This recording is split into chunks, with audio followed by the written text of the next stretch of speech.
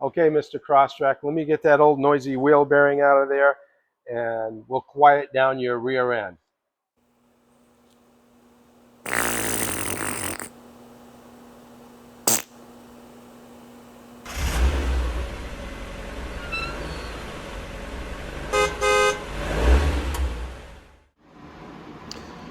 Okay, so before I start this wheel bearing replacement on this 2016 Subaru Crosstrek, I'm going to point out a few things.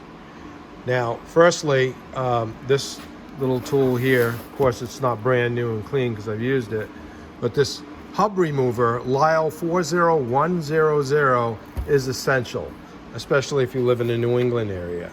So, yeah, that thing works great. I'm going to show you how I use that in this video. Secondly, your choice of wheel bearing. Now that's pretty important too, and you want to make sure you use a decent one. In this case, I'm using a BCA bearing. They're made by NTN, Japanese made. Can't go wrong there. The part number is WE61771, and I'm not sure what the other number is for 512518.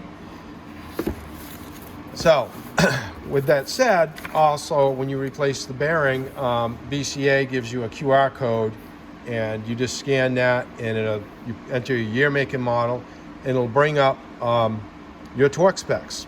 And in this case, the rear spindle nut on this is 140 foot-pounds. Also, a good idea to replace. I'm doing the passenger side rear bearing. That's what this is. If I didn't already state that. I'm going to replace this backing plate passenger side, which would be the right rear, 26704FJ002. And it's a good idea to do that in New England because stuff likes to rust and fall off here. So anyway, I'm going to go ahead and remove the wheel. I guess I shouldn't have to tell you that, but I'm telling you I'm going to remove the wheel, and we're going to move forward and get this bearing out.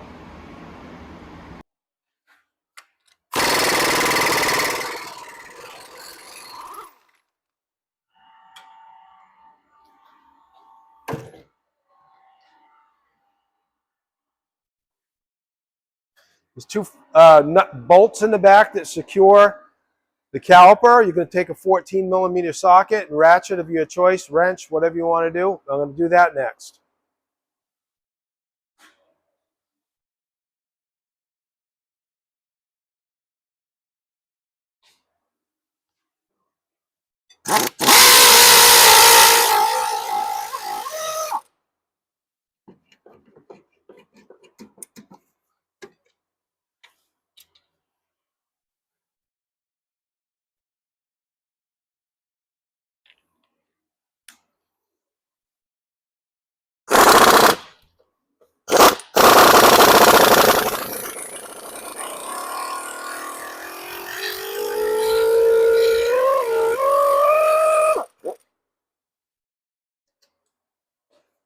Harbor Freight, go figure.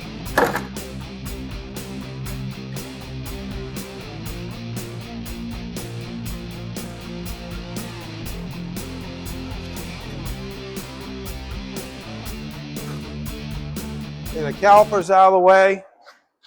I'm going to take a rag and stuff it between the brake pads so they don't fall out and cause me extra work.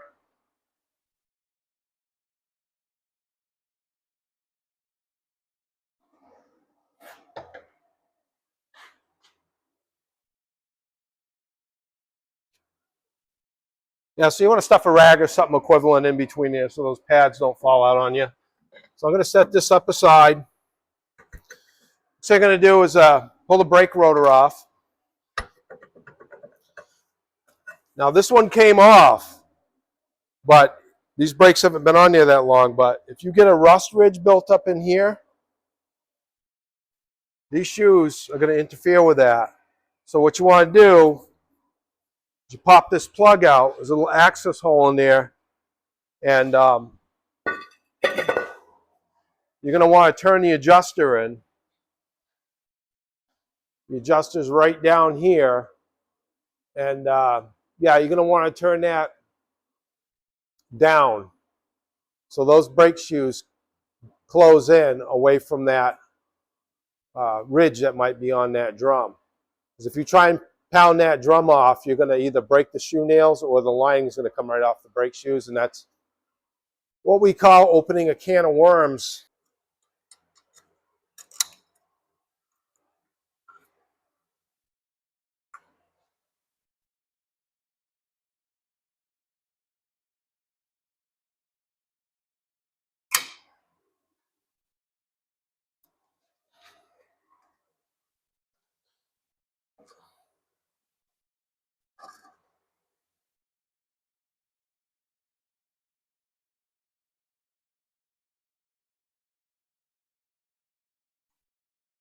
Pay close attention to the way you take this stuff apart. I've done it before, so I'm not too concerned about it. You want to separate the cable from parking brake shoe.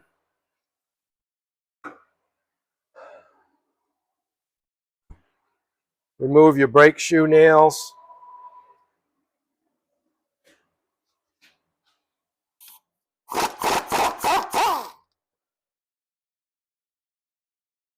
One.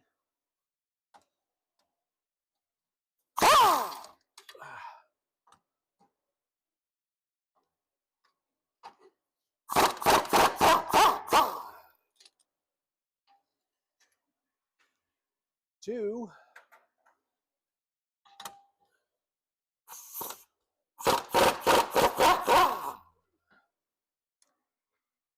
Three.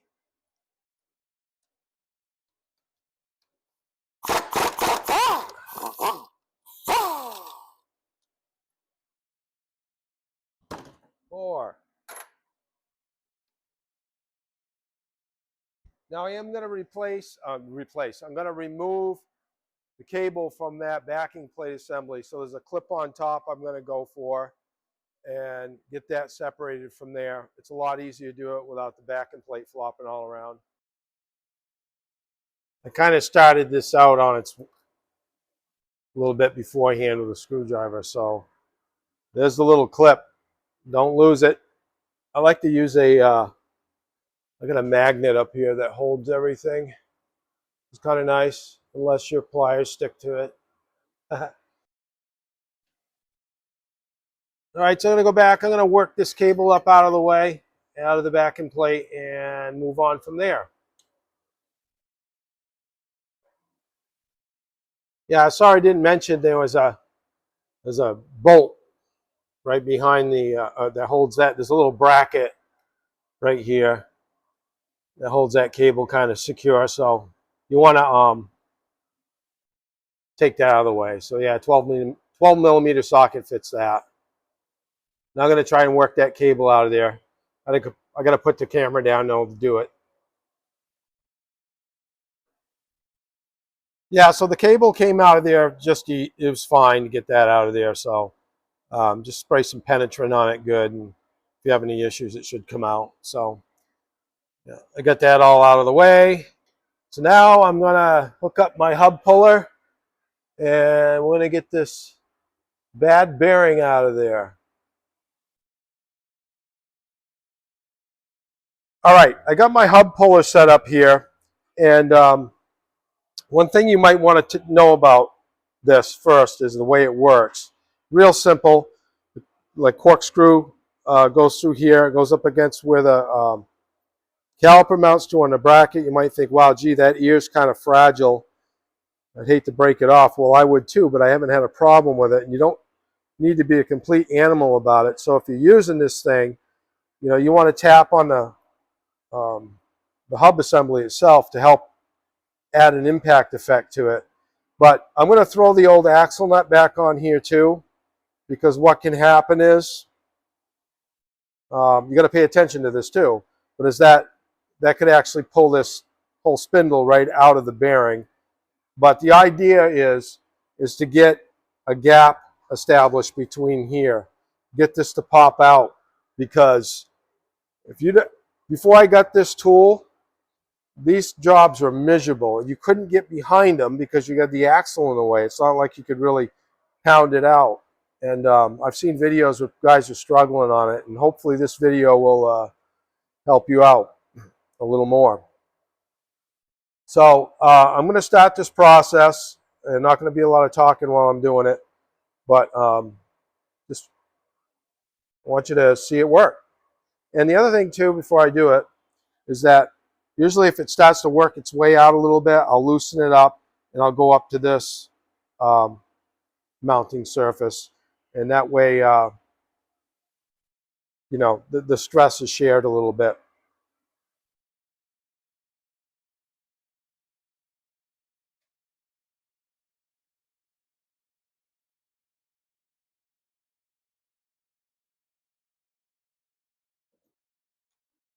Here we go.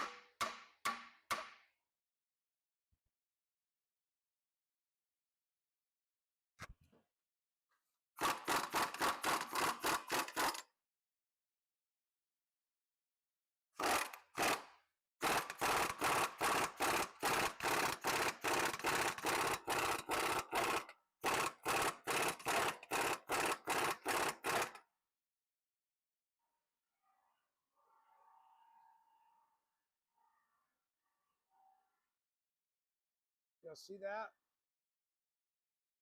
Got that gap started right behind there, so you can get behind it with a pry bar. Sorry about the compressor going, and get it out the rest of the way. But I'm going to continue on like this for now.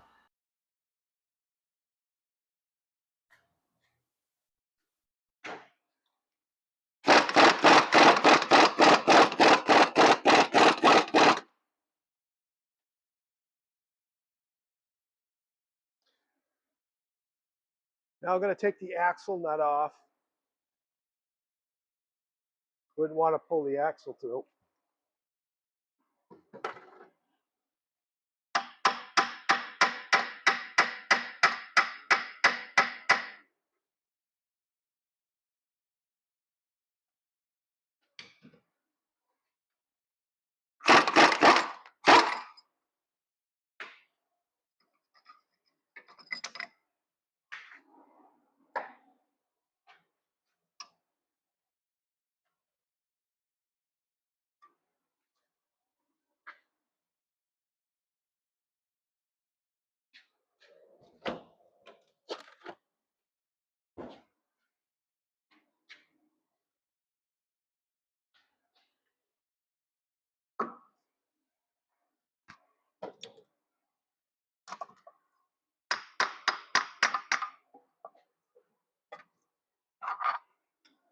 See that?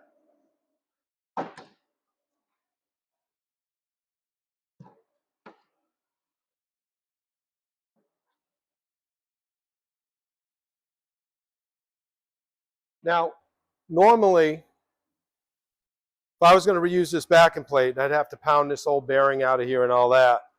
But I don't have to do that. So I'm just going to take off my other part of my puller, and then I'm going to continue on and get the new backing plate ready for installation with the bearing.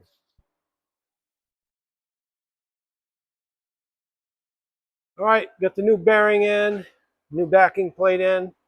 I'm going to reinstall the parking brake cable with a little bracket, and then I'm going to put my parking brake shoes back on, and I'm going to put my new spindle nut on. I do have a new spindle nut here for it. Torque it to 140 foot-pounds, and I will be done. Still have to road test it though. Okay, I failed to mention before you put this hub in, and in the knuckle, you want to take a rat tail file to the inside of it, smooth the surface out so it accepts the new bearing hub assembly a little easier. The other thing, I am going to torque this 140 foot-pounds after I'm done. Next thing I'm going to do is I'm going to put my parking shoes back together. What I recommend you do if you're going to tackle this job, besides use the proper safety equipment, Take pictures of your parking brake shoe springs and where they're located, because it can fall apart on you. Make sure you lubricate the adjuster when you put it back together and all that. As far as torque specs go for these 4 bolts that hold the hub into the knuckle, I just tighten them. Tighten them as tight as I can get them. You can look up the torque spec if you want, but I didn't do that. I'm not, as long as you go in equally with it, you're all set. You can pretty much see each bolt head is sticking out equally. Um, yeah, I'm old school with a lot of stuff. But anyway, so I'm going to put it back together. And the biggest point I wanted to drive home with this video is that hub puller. Because I've watched videos out here where guys are really struggling with it, getting pissed off, every right. And before I had that tool, these jobs are miserable. I had to take the whole knuckle off so I could pound behind where the axle goes in to get it out. This one is a little bit easier because of the new backing plate. The backing plate was supplied by the customer, thankfully, and one of my wiser customers. And yeah, so if you like this video, please do. And one point I want to bring across too is that 90% of people who watch my videos aren't subscribed, and hopefully you're not one of them. If you are one of them, please hit the little Boulet's Garage circle you see popping up in the left-hand corner of your screen. That'll get you subscribed. I really appreciate it. It won't cost you a dime. It'll help me build this channel and get you more videos like this out there. Have a great night. Okay, Mr. Crosstrek, how does that new right rear wheel bearing feel? Yeah, it feels great, but you want to fix my loose heat shield?